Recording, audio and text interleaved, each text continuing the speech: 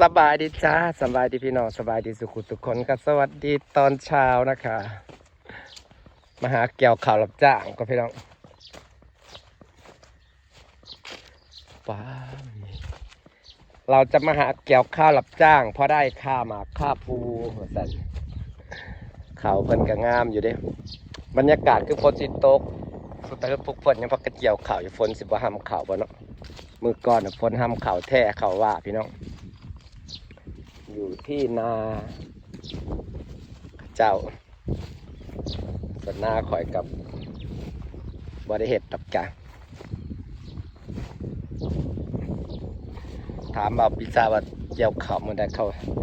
เมื่อวานก็บริเกี่ยวฝนมันตกบ่อยากเสือพรเขาข้าเจ้าว่าป้าสบายในหน้าเพิ่นยังหลายอย่างนี้รอเนาะข่าวงามงามพี่น้องมาหาเกี่ยวข่าวก็เด้อออกกำลังกาย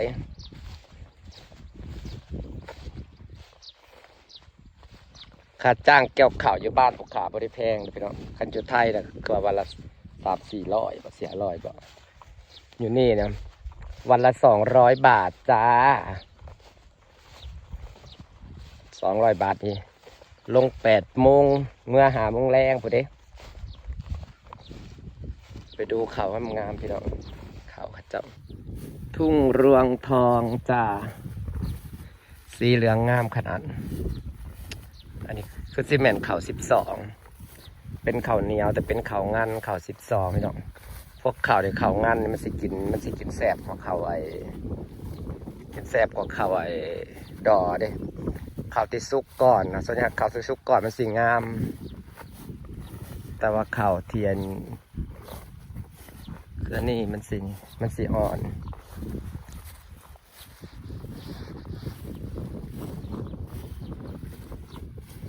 ทุ่งรวงทองไห้นาแต่ละไห้วิตาไห้ใหญ่ๆโพดแต่ยานมาส่งจะไว้สมีระ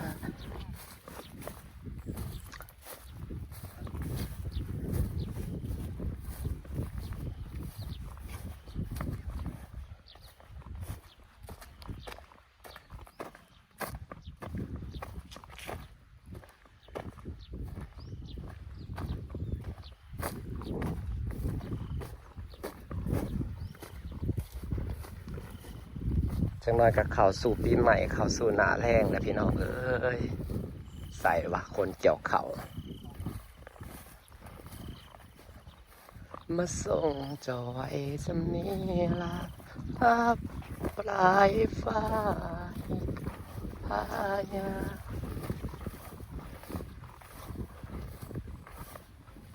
น้องเลยจะกินก้อยกุ้งเมื่อวันบอกเกี่ยวเขานะ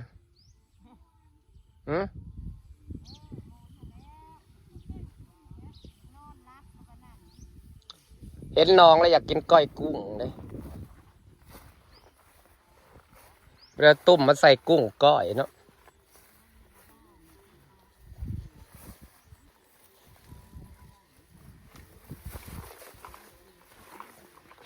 กุ้งลายทะเลน้องนี่นะ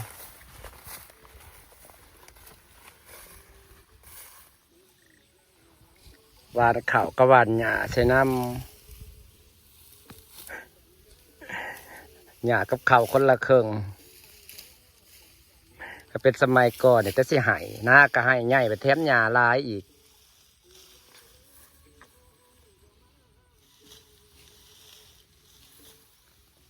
บรรยากาศเกี่ยวเขานะคะคนละแจคนละมุมหน้าให้ใหญ่โพดแต่ละหายไปแต่หายบักเป่ง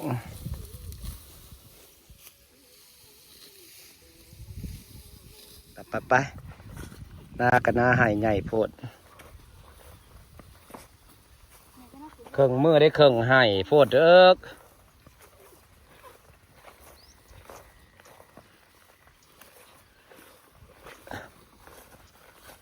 เพื่อจะได้เข่าเม็ดหนึ่งเนาะ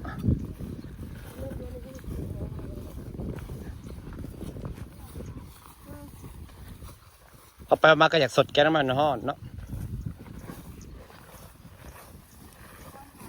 พักเที่ยงพักสดแกงเราไม่ร้อนแซ่บๆนอน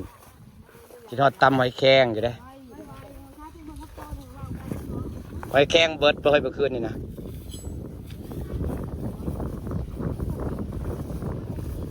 ตำหอยแครงคืนนี่บัดกินบัดว่านบัดกินบัดได้อันนี้มันคือเกี่ยวดอนหนึ่งเข่าคนละเข่าบ่ดีนะ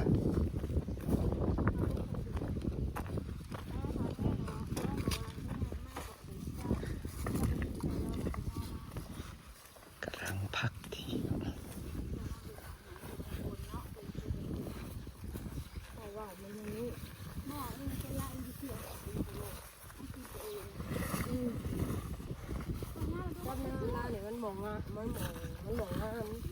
้องมาอันเข่าแต่เขาใช้เอาเข่าอันเก่าอยู่แต่ว่าต้องเปลี่ยนให้ไปซื้อเอาเข่าทีอันนั้นนะที่ว่าเขาขับแล้วว่ามีเข่าเลยเขาลองเข่าดอหักเข่าดอผัดแข็งหักเรื่องงามเลยเข่าดอเดี๋ยวหวยพวกเขาอีเตี้ยมุมพวกอียังเรื่องงามเขายังเล่นนี่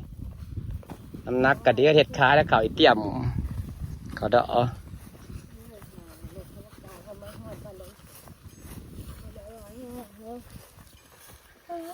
น้าอยู่น้ำนี่ใส่ก็คอหกเนาะ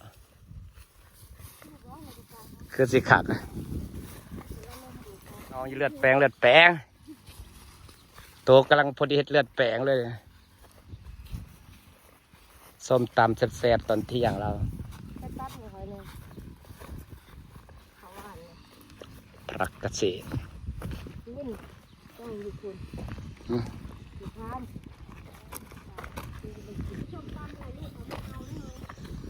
โซตาแซ่บๆอาหารเที่ยงวันนี้จ้าย่างเนื้อเค็มๆกับส้มตำจางๆ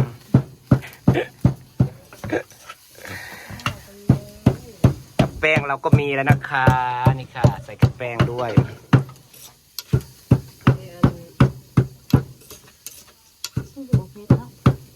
ใส่เผ็ดจะมั้ง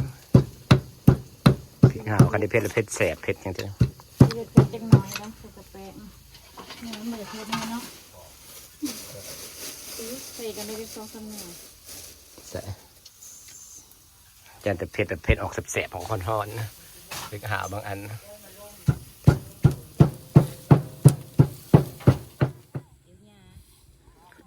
หญ้าลายโพดหญ้ามันหลายเกิน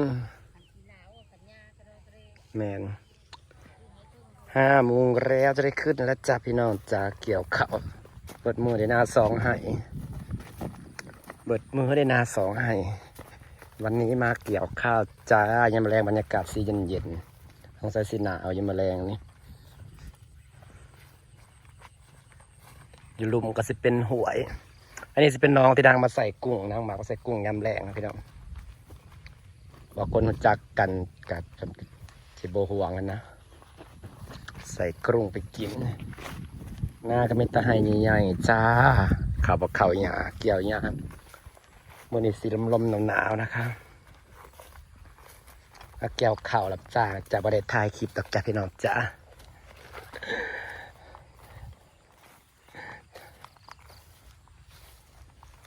มาส่งตะเวนกำลังจะตกดินมาส่งจะไว้สนี้ละบรรยากาศดีเลยพี่น้องยามแรงบรรยากาศกำลังสีหนาวจ้าเมื่อนี้กลับมาเกี่ยวเข่านะคะเกี่ยวเข่านาไปตายใหญ่ๆเขามาทักทายด้วยจ้าพี่น้องจ้าขอบคุณคนที่ยังติดตามด้วยจ้าเมื่อนี้ก็เห็ดกินแล้วก็สินอนมันสีเย็นนะแซ่บต้องเปิดพัดลมนอนหม่วนเลยรู้สึกว่าปีนี้จะหนาวดูป่าหญ้าป่าข้าวจ้าสวยงามนะฮะธรรมศาสตร์ปานเฮาพี่น้องอันนี้เขาบ้านได้ซุกข้าว12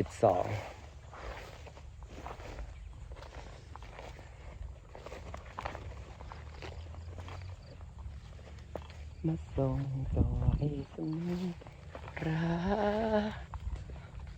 ธรรมศาสตร์บ้านเฮาเด้อจ้าพี่น้องจ้ามาเกี่ยวเข่าจ้าหมูยางขึ้นทางพุ่นทางยางทางพี่ หญ้าอันนี้นะโพดว่างามโพดโพดพี่น้องเลยนักได้วิวเลยแต่มันหลายโพดมันงามเขา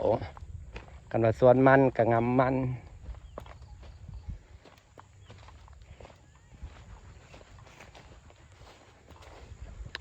สิได้ฝากบรรยากาศไว้สำนีเด้อจ้าพี่น้องจ้า